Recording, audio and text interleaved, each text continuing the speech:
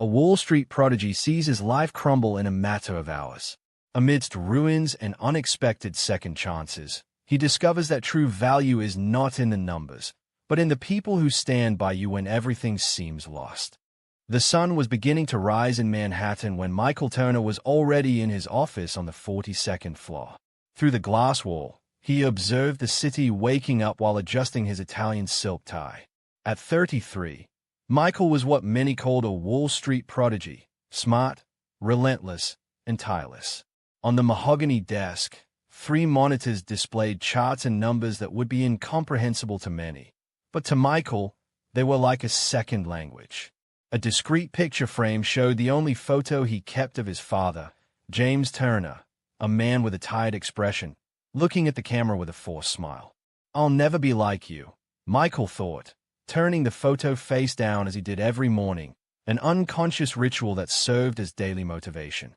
His father had gone bankrupt when Michael was 15, succumbing to a heart attack 2 years later, leaving behind only debts and a painful lesson. In the business world, there were only predators and prey. The door to his office opened softly. It was Sarah, his administrative assistant, bringing the day's agenda and a cup of black coffee without sugar. "Good morning, Mr. Turner. Your schedule is full today." Mr. Richmond asked to confirm lunch, and Mrs. Peterson called 3 times about her investments. Sarah, 30 years old, had been working with Michael for almost 2 years. Unlike other assistants who lasted a few weeks before being crushed by Michael's relentless pace, she showed admirable resilience. Behind the thin-framed glasses, her brown eyes observed everything with an attention and intelligence that Michael secretly respected. "Transfer Mrs. Peterson to Bradley. She talks too much and her numbers don't justify my time," Michael replied, without taking his eyes off the monitors. "And Sarah, cancel that meeting with that gentleman. What was his name again?" "Mr. Collins. Edward Collins," Sarah replied with a slightly disapproving expression that Michael pretended not to notice. "This is the 3rd time you've canceled. He's been a client for 4 years and his investments are insignificant by my current standards," Michael interrupted. "Make up some excuse. Say I have an emergency meeting." When Sarah left, Michael briefly reflected on Edward Collins. The nearly 70-year-old man had become his client at a time when Michael was still accepting anyone with money to invest. Collins, a widower, always brought a package of homemade cookies made by his neighbor when he came to meetings. Michael remembered how the man spoke proudly of his late wife and how he invested to leave something for his favorite charities. "Sentimentalism doesn't pay the bills," he murmured to himself, turning his attention to the market. That Thursday promised to be like any other, profitable and predictable. Michael had heavily invested in some tech stocks that were about to skyrocket, according to his meticulous analysis. More than 60% of his personal fortune was tied up, and he had advised his main clients to follow the same path. At 3:43 p.m., everything changed. A scandal involving the main company in his portfolio was revealed. The stocks plummeted 78% in minutes. What seemed to be a financial fortress turned out to be a house of cards. Michael watched, paralyzed, as millions evaporated before his eyes. His phone was ringing non-stop, furious clients demanding explanations. In the corridor, he heard murmurs and sideways glances. On Wall Street, bad news traveled at the speed of light. At 6:27 p.m., he sat down with the brokerage's director. "I'm sorry, Turner. We need a scapegoat, and you made decisions we can't defend." In less than 24 hours, Michael Turner, the Wall Street prodigy, was unemployed, with his reputation in ruins and his savings nearly obliterated. The fall was as rapid as his rise. That evening, in his uptown apartment, Michael gazed out at the city through the window. The place that once seemed like a trophy now felt more like an expensive prison he could no longer afford. A half-empty bottle of whiskey kept him company as he brooded over his mistakes. He picked up the photo of his father that he had brought from the office and, for the first time in years, allowed himself to truly look at it.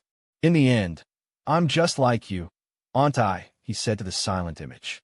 "I thought I could beat the game, but the game beat me." The silence of the apartment was interrupted only by the occasional clinking of ice in his glass. Michael picked up his cell phone, seeing dozens of missed calls from clients and a few angry messages. Among them, a simple message from Sarah: "If you need to talk, I'm here." His pride prevented him from responding. Instead, he opened the browser and typed how to declare personal bankruptcy. That's when the phone rang. On the screen, a name he didn't expect to see: Edward Collins. For a moment, he considered not answering. What comfort could he offer the old man, whose savings he had likely also ruined? But something, perhaps the last remnant of responsibility, made him slide his finger across the screen. "Mr. Turner, it's Edward Collins," said the calm, aged voice. "I hope I'm not calling too late." "Mr. Collins, you probably already heard what happened," Michael replied, his voice choked with alcohol and shame. "Yes, I heard it on the news," Edward responded with disconcerting serenity. "That's why I'm calling. I wanted to know how you are feeling." The question caught Michael completely off guard. No one had asked how he felt, only what he had done wrong and how he was going to fix it. "How am I feeling?" he repeated, incredulous. "I'm ruined, Mr. Collins. I've lost everything, and I've probably ruined you too." There was a pause on the other end of the line, followed by a slight sigh. "You know, Mr. Turner, I lost my Elizabeth 10 years ago. Cancer. After that, I thought I was ruined. No reason to live. But I discovered something curious about ruins. Sometimes they are just the beginning of something new, not the end of everything." Michael felt something strange in his throat, a lump that he couldn't swallow with whiskey. "As for my money," Edward continued, "fortunately, I didn't follow all your recent recommendations. Do you remember that conversation where I insisted on keeping part of the investments in safer bonds? You thought I was being too conservative." Michael vaguely remembered. In fact, he had considered the old man stubborn and outdated. "Mr. Turner, I have a proposal for you," Edward said, surprising Michael again. "I still have a reasonable amount saved. It's not a fortune, but it's significant to me. I would like you to continue managing it." "What? But why would you do that after everything that happened?" "Because when all the other advisors dismissed me for being too small for them, you accepted me as a client. You were always honest about the risks, even when I was stubborn. And I believe we need second chances. I got mine when I thought there was no reason to continue after losing Elizabeth." Michael slowly sat down in the nearest chair, trying to process what he was hearing. "Besides," Edward added, "I need someone I can trust to help me organize some donations I want to make. I've always thought that money saved without purpose is like a seed we never plant, a waste of potential." When the call ended, Michael remained seated in the dark for a long time. That conversation had opened a small crack of light in his darkness. It wasn't just about money. It was about trust, something he had never really valued. The next morning, Michael woke up with a clarity he hadn't felt in years. Instead of putting on his usual designer suit, he opted for a simple shirt and jeans. He had coffee at a small bakery in the neighborhood, something he rarely did, and watched the people around him, each living their own invisible battle. At 10 a.m., he met Edward on a park bench near the elderly man's home. Edward wore a faded navy blue sweater and carried a worn-out folder with his financial documents. Beside him, a paper bag. "I brought some cookies," said Edward with a gentle smile. "Mrs. Patel, my neighbor, always overdoes the amount." For 2 hours, they talked about investments, but also about life, loss, and new beginnings. Edward spoke about Elizabeth, about how they had saved all their lives for a retirement she never got to fully enjoy. "The true value isn't in the numbers in a bank account, Mr. Turner, but in what we do with what we have, whether it's a lot or a little." While heading home, Michael received a message from Sarah. "Do you still need help with your personal files? I can drop by after work." This time, he replied, "That would be great, thank you. And please, call me Michael." The following weeks were a time of rebuilding. With Edward's discreet guidance, Michael began to rethink his approach to investments. Instead of seeking quick and risky gains, he focused on sustainable and ethical strategies. Sarah became an invaluable ally. She left her job at the brokerage firm to help Michael set up a small financial consulting office in a modest building in the city center. The desk was not made of mahogany, but of simple oak, bought at a used furniture auction. "This is crazy," said Sarah one evening as they organized files. "You could have tried to return to some big brokerage eventually." "I guess I'm tired of being part of a system that turns people into numbers," Michael replied, surprising himself with his sincerity. "Edward made me realize there's more value in helping real people than in impressing executives." Sarah smiled, adjusting her glasses. Who would have thought that arrogant Michael Turner would end up becoming a financial consultant for regular people? "Hey, I'm still arrogant," he joked. "I just learned to better channel my arrogance." 3 months after the fall, Michael received an unexpected invitation to speak at a seminar on ethics and investments. The organizer was a former client who, despite having lost money with Michael's recommendations, had appreciated his honesty after the collapse. The night before the lecture, Michael visited Edward's small apartment. The elderly man was excited about the opportunity. "See, people recognize integrity when they see it," said Edward, serving herbal tea. "Just remember to speak from the heart, not the pocket." "I'm nervous," Michael admitted. "Half the people there probably still hate me." "The fear of rejection is a prison we build for ourselves," Edward replied, handing him a small wooden box. This belonged to Elizabeth, a lucky charm she used during important moments. Inside the box was a simple silver brooch in the shape of a tree. She used to say that trees teach us the most important lesson about wealth: to grow firm but flexible, with deep roots but always extending branches toward the sky. On the morning of the lecture, Michael wore his best suit, not the most expensive one he had ever owned, but the one he felt most comfortable in. In the inner pocket, the small tree brooch. The auditorium was surprisingly full. In the front row, Edward smiled encouragingly. Sarah was by his side, adjusting the projector one last time. In the back, Michael noticed some former Wall Street colleagues, skeptical expressions on their faces.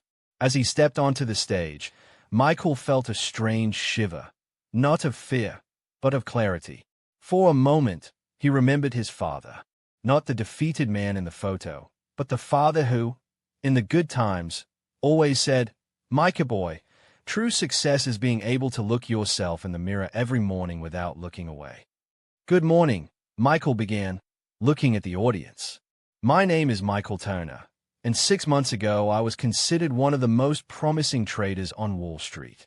Today, I'm here to talk about the day I lost everything, and how that was the best thing that could have happened to me." A murmur ran through the auditorium. Michael paused, discreetly touching the brooch in his pocket. "But this is not a story about investments. Not really. It's about value, the true value, which cannot be measured in dollars or cents." As he spoke, Michael observed Edward nodding gently. The elderly man whom everyone had considered too insignificant to deserve attention had become his greatest teacher. "I lost millions in one night, but I gained something much more valuable: the chance to rediscover who I am and what truly matters." At the end of the lecture, there was a moment of silence before the applause began. Hesitant at first, then more confident. Some people left without saying anything, but many approached with questions and, surprisingly, with similar stories of falls and new beginnings. When the auditorium finally emptied, only Edward, Sarah, and Michael remained. "You were amazing," said Sarah, with a smile that seemed to light up her entire face. "I agree," added Edward, placing a hand on Michael's shoulder. "Elizabeth would have loved to see this." Michael felt an emotion he couldn't name, something between gratitude and hope. He remembered how he used to feel after closing a big deal: powerful, invincible. This was different. It was calmer, more real. "You know what?" said Michael, looking at the two of them. "I think I finally understand what my father tried to tell me all those years." "And what would that be?" asked Sarah. Michael smiled, taking his father's crumpled photo out of his pocket, the same one he used to turn face down every morning. Now, he looked at it with new eyes. "True wealth is not what you have, but who you are, and who is by your side when you have nothing." As they walked out of the auditorium together, Michael felt as if a huge weight had been lifted off his shoulders. Outside, Manhattan continued its usual frenetic dance, but for the first time in years, he felt no need to keep up with its insane pace. Some falls, after all, are not true falls. They are just the universe helping us find a more solid foundation to restart.